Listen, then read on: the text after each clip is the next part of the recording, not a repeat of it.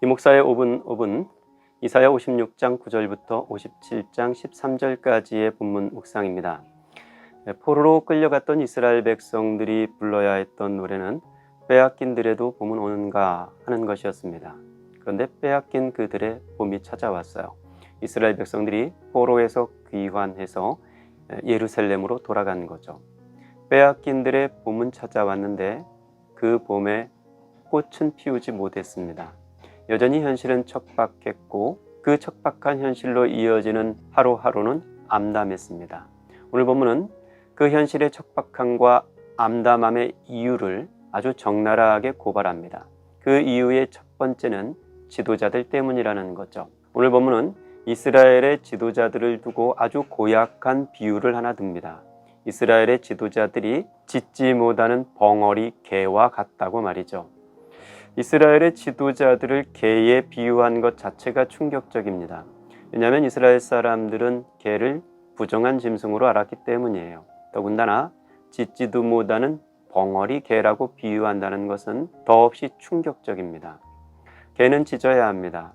낯선 사람이 오거나 어떤 위험한 상황이 펼쳐지면 그 위험을 알리는 목소리를 내야 합니다. 이스라엘의 지도자들은 그 위험을 경고하고 그 목소리를 내는 사람들이어야 했는데 그러지 못했습니다. 이렇듯 그들의 입이 잠잠해진 것은 그들의 눈이 멀고 또 그들의 귀가 먹었기 때문입니다. 오늘 본문은 이스라엘 지도자들이 귀먹고 눈먼 이유가 그들이 탐욕으로 자기 이익만 채운 까닭이라고 고발합니다. 지도자들이 이 지경이니 백성들이 온전할 리가 없습니다. 그 빼앗긴 들의 봄이 찾아왔지만 꽃을 피우지 못한 두 번째 이유입니다. 오늘 보면 4절 이후로는 이스라엘 백성들이 돌아온 땅에서 얼마만큼 지독하게 우상을 숭배했는지를 고발하고 있습니다. 산 위에서도 우상을 숭배했고 골짜기에서도 우상을 숭배했고 심지어는 하나님의 말씀을 걸어두어야 할 집안 문설주에도 이방신의 글귀를 적어 놓으며 우상을 숭배했습니다. 그들이 우상을 숭배한 목적은 한 가지입니다. 풍요로운 세상을 만나고 싶었던 거죠. 그들은 오늘 하루 풍요롭고 싶었고 적어도 내일은 오늘보다 더 풍요로운 세상이 되기를 꿈꿨습니다. 그러자고 그들은 이방의 우상 앞에 무릎을 꿇었고 머리를 숙였고 제물을 갖다 바쳤습니다. 하나님께 예배하고 하나님의 말씀을 지키는 것은 그리 번거로워하며 수고로워하던 그들이 이방의 우상을 숭배하는 일에는 지치지도 않더라고 오늘 본문은 고발하고 있습니다. 그리고 그들이 이 지치지 않는 우상 숭배의 이유가 하나님께서 오랫동안 잠잠하셨기 때문은 아니냐고 묻습니다. 왜 하나님께서는 오랫동안 잠잠하셨을까요? 이스라엘의 종교 지도자들과 또 이스라엘 백성들은 하나님께서 잠잠하신 이유를 헤아려야 했습니다. 하나님께서 잠잠하신 까닭, 그 이유는 이스라엘 백성들이 돌아와 하나님의 온전한 백성으로 서기까지 기다리시기 위함이었습니다.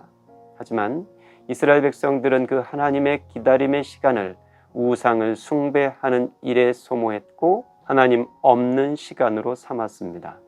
오늘 본문의 마지막 구절은 그런 이스라엘 백성들을 향한 경고와 혹은 소망의 한 말씀으로 마무리를 짓습니다. 내가 부르짖을 때에 내가 모은 우상들에게 너를 구원하게 하라. 그것들은 다 바람에 날려가겠고 기운에 불려갈 것이로되 나를 의뢰하는 자는 땅을 차지하겠고 나의 거룩한 산을 기업으로 얻으리라. 오랫동안 잠잠하신 하나님, 그래서 우상 앞에 엎드린 백성들, 그들에게는 소망이 없습니다. 하지만 오랫동안 잠잠하신 하나님의 시간을 하나님의 기다림의 시간으로 이해하고 하나님을 의뢰하는 자들에게는 땅을 기업으로 차지하는 복을 약속해 주십니다. 오랫동안 잠잠하신 하나님의 시간 속 바람에 날려가는 어떤 한 사람이 아니라 하나님께서 우리에게 약속하신 그 기업을 얻는 한 사람으로 다시 이 한날을 살아갈 수 있기를 바랍니다.